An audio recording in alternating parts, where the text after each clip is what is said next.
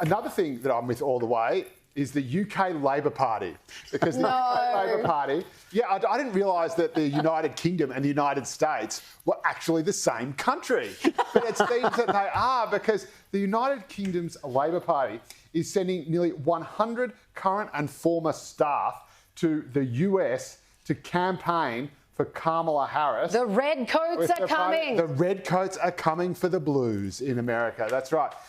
It's quite phenomenal. Here's the head of operations at the Labor Party, who says they've got 100 Labor Party staff, current and former, going to the US, heading to North Carolina, Nevada, Pennsylvania and Virginia. These are obviously all swing states. Pennsylvania is the one where you win the whole lot.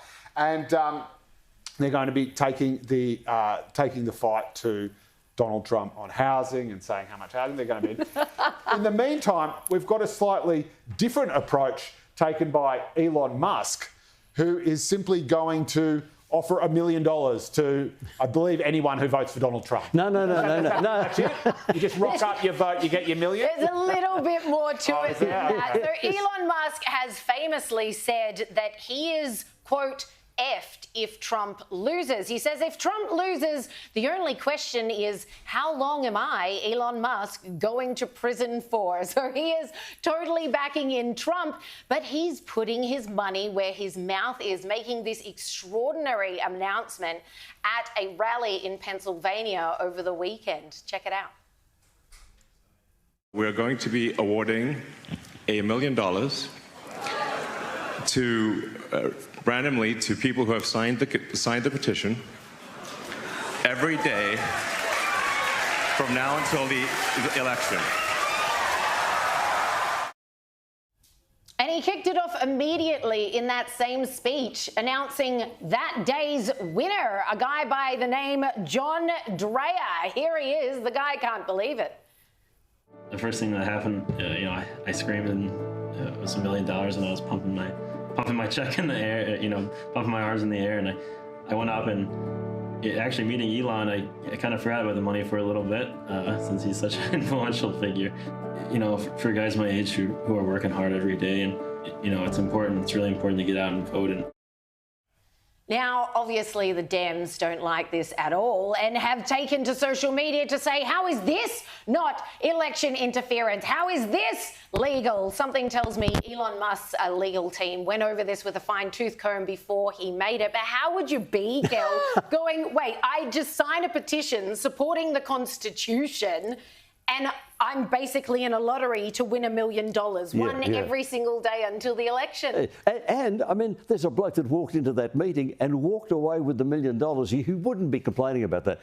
Let me explain. They've got things in America called PACs, Political Action Committees. So anyone could set one up. You need to register it with the political mob in Washington. The one that Musk set up is called America PAC, and they can collect money and they can either run campaigns or support a candidate or whatever, as long as they're registered. Now, he's running a legitimate PAC, and his PAC's got this petition. So it's not actually vote for Trump. It's signed the petition to support free speech and the right to bear arms. So that's what it... But obviously, if you want the $1 million and you want to sign a free speech about bearing arms, you're not voting for Kamala Harris. So you're on the right team. Which is why the PACs were set up in the first place. The whole point of setting up the PACs is because it sidesteps caps on campaign donations. So a PAC can spend everything it wants. It's not actually telling people to vote for a particular candidate or against a particular candidate. It just knows exactly who the people it's targeting are going to vote for if they do what it says. Sometimes they make their own commercials. So they make heaps and heaps of their own commercials.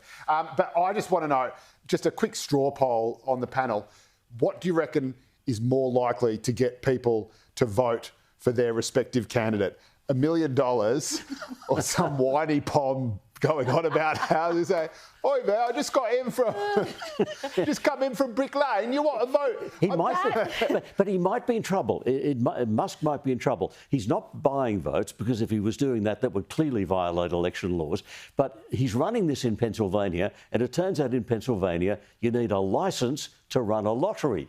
Now, if he's going to draw a name out each day of someone who signed a petition, that's a lottery. He doesn't have a licence for a lottery. Now, if the Dems can find a way to start charging him over that, he could be in trouble. That's right. In fact, it's the same laws here as well, and it used to always be, and you'll notice, and you won't be able to not notice it if you watch any TV anyway, but whenever anyone's giving something away or there's a chance to win something on a TV show, like Studio 10, we used to do it all the time. And if we would have to say, it's a giveaway, we're just going to decide. The minute there was a hint that this would be something randomly selected, a la a lottery, suddenly you just ram into a whole bunch of regulation and red tape you can't get away. That's right. So you can just say, I'm going to give you $1 million because I feel like it, or because you said in 25 words or less why if it's I should give you $1 million. you can get away. Yes, if it's a competition, that's absolutely fine, and commercial radio stations do it all the time.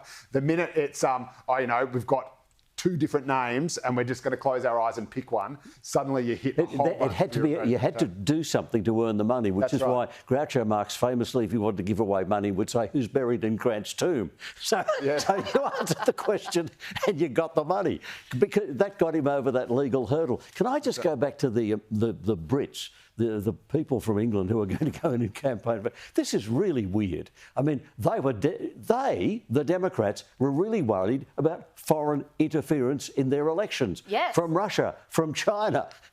How is this not foreign interference? What are you talking about foreign interference, Gov? I live just next door. I'm from Baltimore. Don't you know? I think perhaps the most entertaining part of this bizarre move is the notion that Americans in swing states are going to listen to some elitist toffs from Britain as to what they should do about the housing crisis and who they should vote for. I don't know, but I seem to remember America fought a pretty big war to make the Brits piss it should off. Be the French coming over to help them.